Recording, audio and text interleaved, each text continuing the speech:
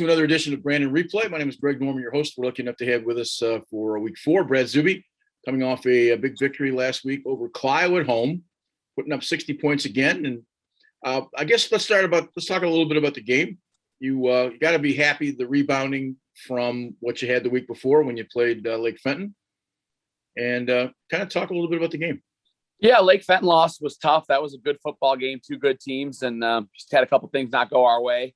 A couple things out of our control, a couple things in our control, but we took a loss there, and kids bounced back for the Clio game. I got to tell you, Clio's got a new young coach, and we were really impressed with their team on film as far as having an identity. They had a system, they were running it, they trusted in it. You could tell the kids were buying in. They had good positive attitude over there. They're just in their infancy right now with installing what they're doing. But I think, with the right patience and the right time and giving that coach what he needs for support. And they have a new AD over there who's a great guy. I think Clio hopefully can turn into a pretty competitive team in our league. I was impressed. The conversations though we've had over the last, X amount of years, it seems like every other year there's a new coach at Clio. Yeah, I think this is the fourth one or fifth one since I've been there. So, this guy is, he's young, he's energetic. I think he's coming in with right frame of mind, knowing what he's getting into. And, you just got to support a guy like that and make him feel like it's okay to lose a couple games, and it's okay to start from the bottom and your way up. And I think he's going to do things the right way if they let him. But the game went our way. We jumped out to a big early lead. I think we got up 35-0, which always helps. And then, we just, kept putting it together and finishing. Deef played well. They're running an option team now, and they're still figuring it out, but their quarterback ran the ball very well and he made some nice reads. But we played pretty disciplined football on defense. We gave up a kick late, and then they scored. They scored one on a nice play that they had set up. But our offense just clicked pretty well all night. I don't think they stopped us at all. We still haven't punted this season yet. We're 4 weeks in, we haven't punted yet. So, that's always a positive. We don't like to punt too often. But yeah, it was a good game, had a good flow to it, and we got out healthy and clean for the night. So take a win and move on. There's been this long, and to be real specific, you haven't punted in 4 games. The numbers kind of suggest now that if you're in decent territory and it's 4th and 1, the numbers suggest you should go for it. If it's, 4th and a yard and a half, you start to, coaches have gotten to be more aggressive. And it started from somebody had done a news story about a guy in Dallas who had done this at a never done it yet. Yeah.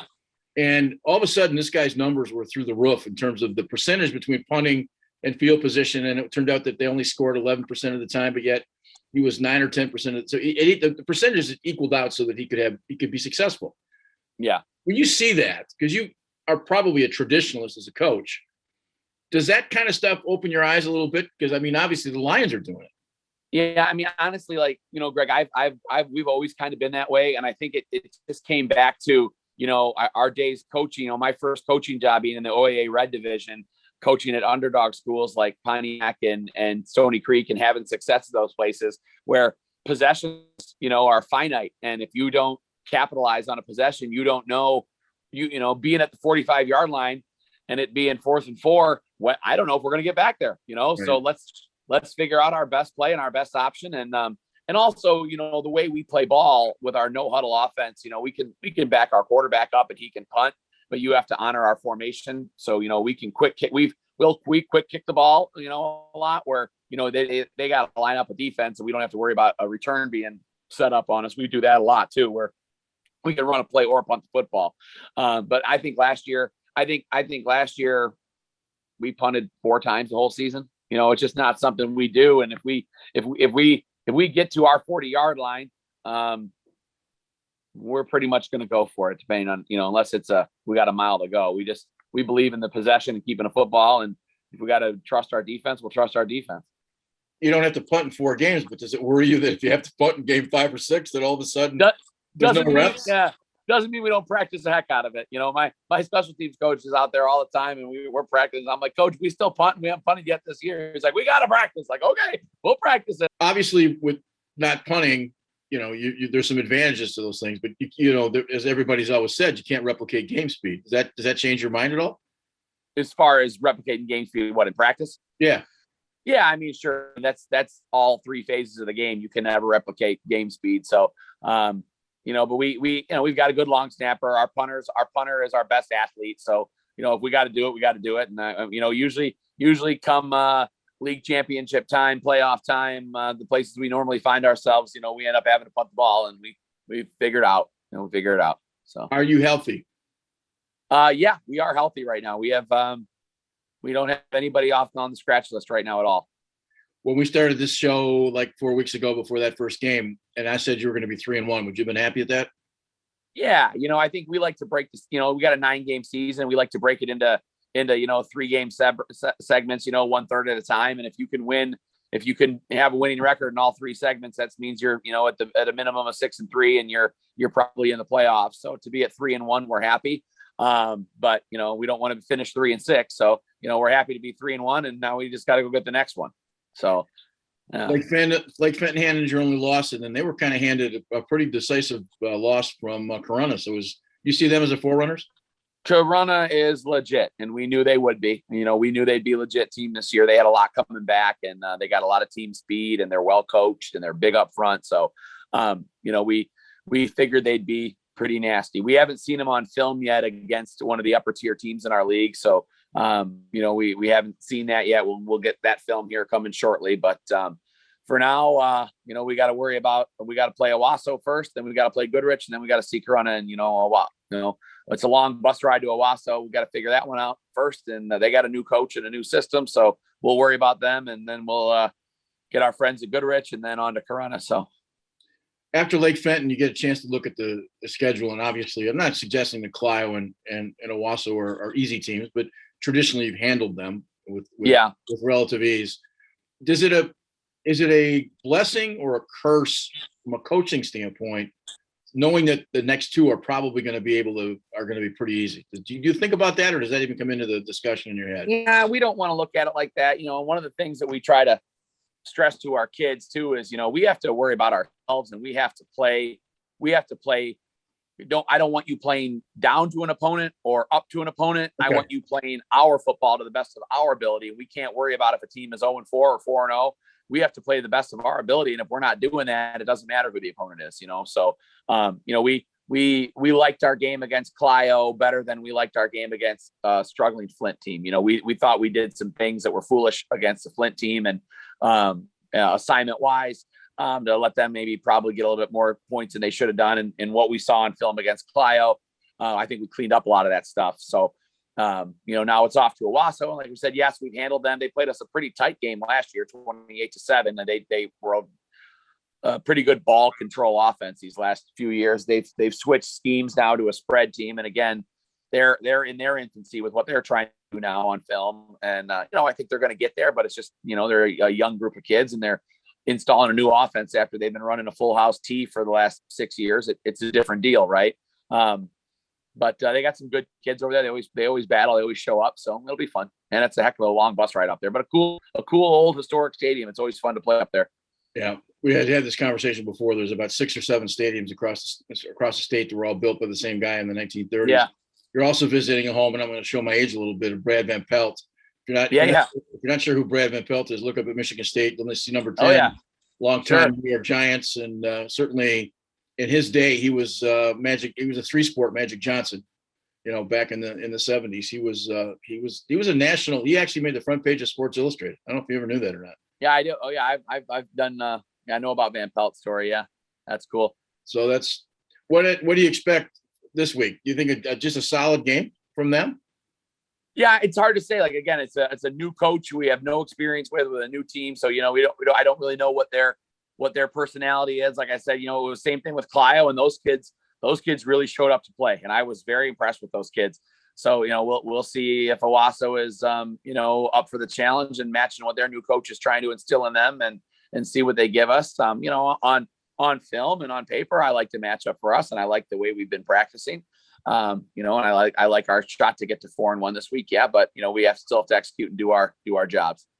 Long bus rides. You do anything different to get the kids there earlier? Is there anything you do? Or I always like to get there early. I like to, I got a little psyche thing where I like to get on the field before the home team. I like to step foot on the field before the home team does. So, we try to get to a game around 5:30 and get ourselves on the field a little bit and stretch out a little bit, but you never know when you hit traffic. And then, the kids tend to fall asleep on a longer bus ride. So I don't want them.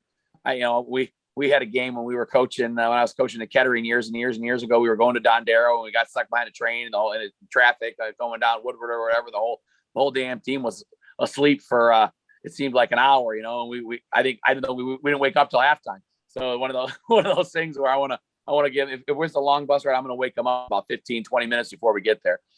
Al Duff was probably in the back of the bus sleeping as well. So. Yeah, it was before. I didn't coach with Al. It was after that. I came in a year after that, but yeah. So yeah, just got to take care of business. Don't worry about our opponent as much as we're worrying about ourselves and our execution of what we're trying to do and keep ourselves clean and healthy. So last question, and just briefly, qualifying for playoffs. Talk about a little bit about the points and 6 wins and what exactly do you have to do, and talk a little bit so we understand how the playoff system works. Yeah, so the new strength of schedule system gives you points for playing. It gives you X amount of points for playing teams in higher divisions. So with us being a Division 4 school, and Owasso being a Division 3, we get, I think, 10 more points because they're a Division 3. Flint was a Division 3. Bay City Central was a Division 2. So you get extra points built in if you're playing above division. You lose points playing below division. So in this new schedule, you really want to schedule teams that are at your division or higher. And then, you can't always control the win-loss total of the team you're playing, but there's bonus points for the amount of wins that you get bonus points for wins that your opponents get.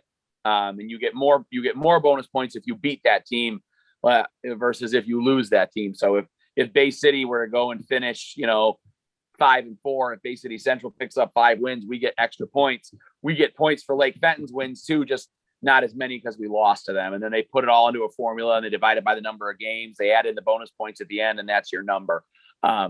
So if everybody who wins 6 is probably going to make it, most of the teams who win 5 will. If you're a 5-win team though, and you played, if we're a Division 4 team, we played a bunch of Division 5 and 6 or 7 teams. Maybe we, that hurts your chances a little bit. You're on the bubble. You're on the bubble. Yeah. But if we just tackle what's in front of us and win the games in front of us, we don't have anything to worry about. And that's the best way to get in the playoffs, is just go and punch your ticket and not worry about a formula. But yeah, there is no more automatic get to 6 and you're in type of thing. You could theoretically, get to 7 or 8. And if your schedule is really light, you're not going to make it. But most teams' leagues are set up where if you win, or if you're a winning team in your league, you'll make it. Well, I would assume that even athletic directors have to consider parity being something important that was not as important as it was before. Yeah, our new athletic director and I were already having a scheduling conversation because our first 2 weeks, our contracts are up for games 1 and 2. So we're already talking about what's available next year. What division are they? What kind of games are going to be? You want to play a game that's going to be competitive. And if you can play a game in your division or higher, that's kind of what you want to do. That's what you want to set your sights on. From a numbering standpoint, roughly 750 high schools in Michigan playing football, about 180 to 190 make it. Does that sound about right? Yeah. I mean, there's, I think it's, what is it?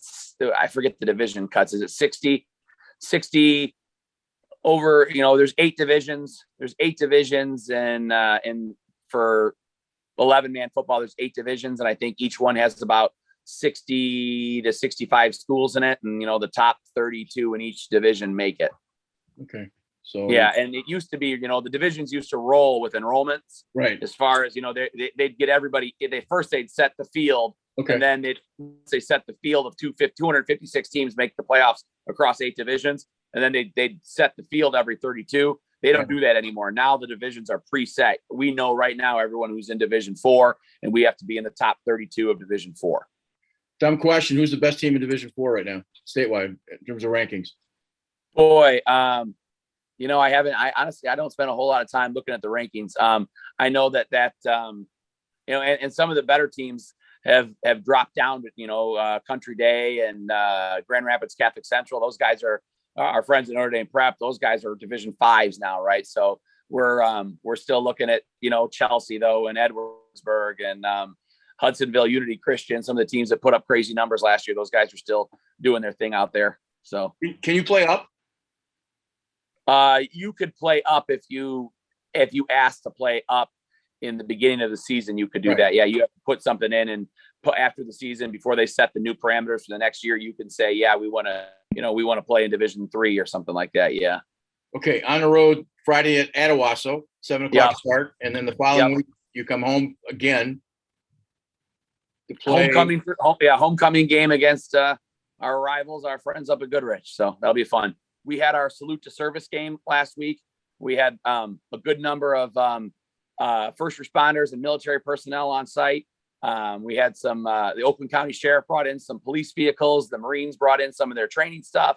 It was a really nice night for our community. And most importantly, we've been raising money. The last 5 years since we've been playing this game for Deputy Eric Overall, who passed away Thanksgiving 6 years ago.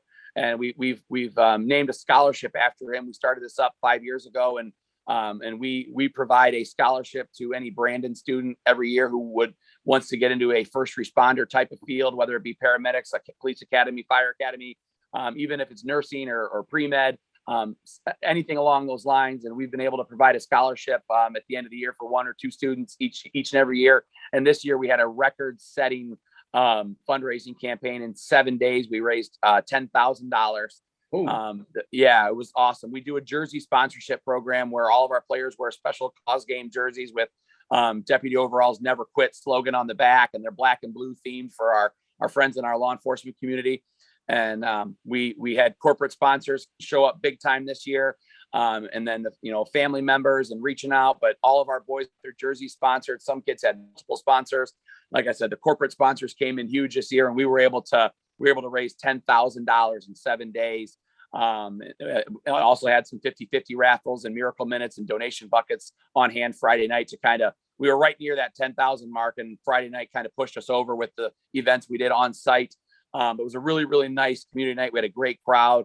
Our friends at Clio pitched in too. They did some fundraising on their side for their night too. It was a really special night for us. And we always want to keep Deputy Overall's memory up and running in Ortonville, and make sure that everyone knows he was an important person in our community, and keep that scholarship going in his name as long as we can. Cool. Appreciate you mentioning that, and congratulations to all those folks and all the work you're doing. I think it's terrific. So thanks, man. Good bus trip. Be safe. Hopefully we'll come back 4-1, and we can certainly have this conversation next week. So thanks for your time. All right, buddy. Thank you.